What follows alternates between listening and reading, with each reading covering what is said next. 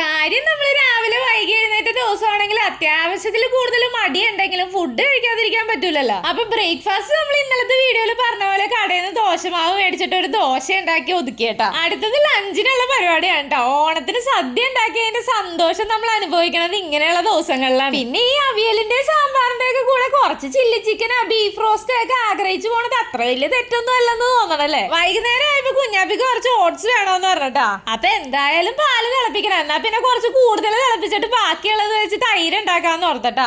അങ്ങനെ നമ്മൾ ബാക്കിയുള്ള പാല് വെച്ച് വലിയ പണിയൊന്നും ഇല്ലാതെ നല്ല നാടൻ തൈരും ഉണ്ടാക്കിയിട്ടുണ്ട്. രാത്രി ചോറിന് ഓലം ചൂടാക്കണോ എരിശ്ശേരി ചൂടാക്കണോ എന്ന് വെച്ചപ്പോ എനിക്ക് ചോറ് വേണ്ടെന്നും പറഞ്ഞു കുഞ്ഞാപ്പി ഒരു പോക്കം കൂടെ പോയിട്ടാ. അത് കേട്ടപ്പോ തന്നെ മനസ്സിലായി രാത്രിത്തേക്ക് ഡിന്നറിന് വേറെ എന്തെങ്കിലും റെഡിയാക്കണോ എന്നുള്ള ടാസ്ക് ആണ് തന്നിട്ട് പോയതെന്ന്. രാത്രി ഡാഡി വന്നപ്പോ ഒരു കരിക്കും 2 സ്ട്രോ ഒക്കെ കൊണ്ടുവന്നെങ്കിലും 2 സ്ട്രോയും കൂടെ കുഞ്ഞാപ്പി കൊണ്ടുപോയിട്ടാ. കരിക്ക് കിട്ടിക്കഴിഞ്ഞാൽ അതിന്റെ ഉള്ളിലെ കാമ്പ് തിന്നാണ്ട് എനിക്കൊരു സമാധാനം കിട്ടൂലട്ടാ. ഇവിടെയാണെങ്കിൽ വാക്കത്തി കൊണ്ട് വെട്ടിപ്പൊളിക്കാനുള്ള സാഹചര്യം ഒന്നും നമുക്ക് ഇല്ലാത്തത് കൊണ്ട് വല്ലഭന് പുല്ലു ആയതോ എന്ന് പറഞ്ഞ് സ്പൂൺ വെച്ച് ഞാൻ അത് മൊത്തം എടുത്തിട്ടാ. പിന്നെ ഓണത്തിന് മധുര പച്ചടിയിൽ ഇടാൻ വേണ്ടി മേടിച്ച കുറച്ച് മുന്തിരിങ്ങ ഫ്രിഡ്ജിൽ ഇരിപ്പുണ്ടായിരുന്നു. അതെടുത്ത് കഴുകി ഞാനും കുറച്ച് നിന്ന് കുഞ്ഞാപ്പിക്ക് കുറച്ച് മുറിച്ചിട്ട് കൊടുക്കുകയും ചെയ്തിട്ട് രാത്രി ആയപ്പോ നമ്മളെ തൈര് നല്ല സെറ്റ് ആയിട്ട് വന്നിട്ടുണ്ടായിരുന്നു. രാത്രിത്തേക്കുള്ള ഡിന്നറിനുള്ള ടാസ്ക് നമ്മൾ ചാള കൊണ്ട് ഒതുക്കിയിട്ടുണ്ട്. അപ്പൊ ഈ വീഡിയോ നിങ്ങൾക്ക് ഇഷ്ടമെങ്കിൽ ഒന്ന് ലൈക്ക് ചെയ്തേക്കണേ. സബ്സ്ക്രൈബ് ചെയ്തിട്ടില്ലെങ്കിൽ താഴെയുള്ള സബ്സ്ക്രൈബ് ബട്ടണും കൂടെ ഒന്ന് പ്രസ് ചെയ്തേക്കണേ.